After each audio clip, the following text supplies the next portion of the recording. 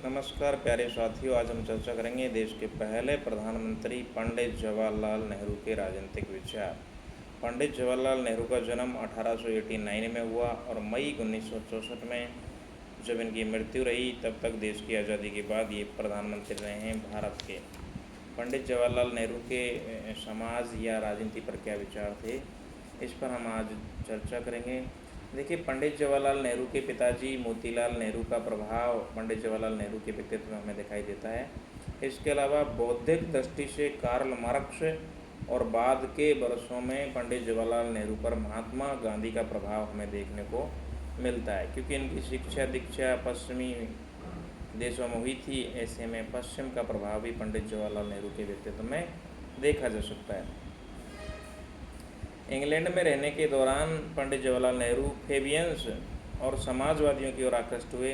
उन्होंने बौद्धिक स्तर पर राष्ट्रीय आंदोलन, सामाजिक परिवर्तन और अंतर्राष्ट्रीय घटनाओं का गहन अध्ययन किया था। पंडित जवाहरलाल नेहरू के भारत लौटने पर उन्होंने कांग्रेस की सदस्यता ग्रहण की। उनकी महात्मा गांधी से पहली मुलाकात 1916 में हुई। गांधी की ओर वो सबसे ज़्यादा आकृष्ट 1919 में हुए, जब उन्होंने रॉलट एक्ट जैसे दमनकारी कानून के खिलाफ आंदोलन किया। यानी 2016 में पहली बार गांधी जी से पंडित जवाहरलाल नेहरू की मुलाकात होती है, लेकिन अधिक आकृष्ट वो 1919 में जाके हुए हैं। 1926 में पंडित जवाहरलाल नेहरू ने यूरोप की यात्राएं की। 1927 में वे सोवियत संघ, जो आज के ज़माने में रूस है, वहाँ गए। ब्रुसेल्स में दलित राष्ट्रों की कांग्रेस में भारतीय राष्ट्रीय कांग्रेस का उन्होंने प्रतिनिधित्व किया। यूरोपीय मजदूर संगठनों के अंतर्विरोधों की जानकारी भी पंडित जवाहरलाल नेहरू को वहाँ पर मिली। कुछ समय के लिए पंडित जवाहरलाल नेहरू एक तरह से साम्यवाद की ओर भी आकृष्ट हुए। धीरे धीरे समाजवाद की ओर आकृष्ट हुए और गांधी जी के प्रभाव से लोकतांत्रिक समाजवाद की विचारधारा को पंडित जवाहरलाल नेहरू ने अपनाई है, जो बहुत महत्वपूर्ण है। लोकतांत्रिक समाजवादी हैं पंडित जवाहरलाल नेहरू।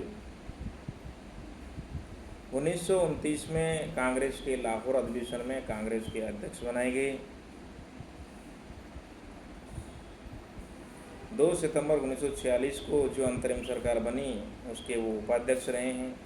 कई बार कांग्रेस के अध्यक्ष रहे हैं। 15 अगस्त 1947 को देश के पहले प्रधानमंत्री रहे और जब तक जीवित रहे 27 मई 1964 तक देश के प्रधानमंत्री रहे।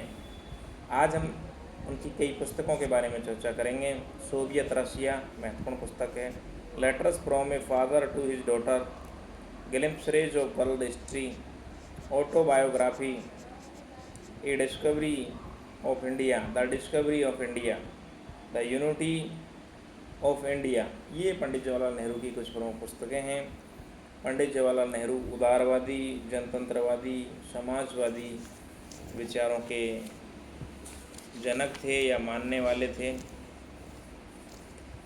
लोकतांत्रिक समाजवाद का तो पंडित जवाहरलाल नेहरू को जनक ही कहा जा सकता है। उन्होंने राष्ट्रीय, अंतर्राष्ट्रीय और शांतिवादी व्यक्ति के रूप में भी हम जान सकते हैं। धर्मनिरपेक्षता, संसदीय जनतंत्र, मिश्रित अर्थव्यवस्था की अवधारणा के साथ पंडित जवाहरलाल नेहरू का नाम जुड़ जाता है। और सबसे जो महत्वपूर्ण है वो है गुटनिरपेक्ष आंदोलन के जनक थे पंडित जवाहरलाल नेहरू, क्योंकि जब भारत आज़ाद हुआ उस समय संसार 2 गुटों में बटा हुआ था। ऐसे में पंडित जवाहरलाल नेहरू ने किसी भी गुट में शामिल नहीं होकर स्वतंत्र अपनी विदेश नीति चलाई और गुटनिरपेक्ष आंदोलन के जनक बने। जनतांत्रिक ढांचे के अंतर्गत सामाजिक परिवर्तन और राष्ट्र निर्माण की प्रक्रिया को पंडित जवाहरलाल नेहरू ने मजबूत किया। धर्मनिरपेक्ष की अवधारणा उन्होंने अपनाई। नेहरू राज्य में आस्था रखते थे। नेहरू पर कार्ल मार्क्स, मोहनदास करमचंद गांधी दोनों का प्रभाव दृष्टिगोचर होता है। राज्य के निर्माण में आर्थिक तत्वों के महत्व को भी पंडित जवाहरलाल नेहरू अपनाते। अब यहाँ ये देखना है कि पंडित जवाहरलाल नेहरू कार्ल मार्क्स और महात्मा गांधी के बीच का रास्ता अपनाते हैं। यानी वो कार्ल मार्क्स की बात को भी मानते हैं कुछ हद तक, और कुछ हद तक वो गांधी जी की बात को भी मानते हैं। यानी कार्ल मार्क्स और गांधी जी के बीच के रास्ता अपनाने वाले व्यक्ति हैं पंडित जवाहरलाल नेहरू। गांधी के प्रभाव में वे अंतर्राष्ट्रीय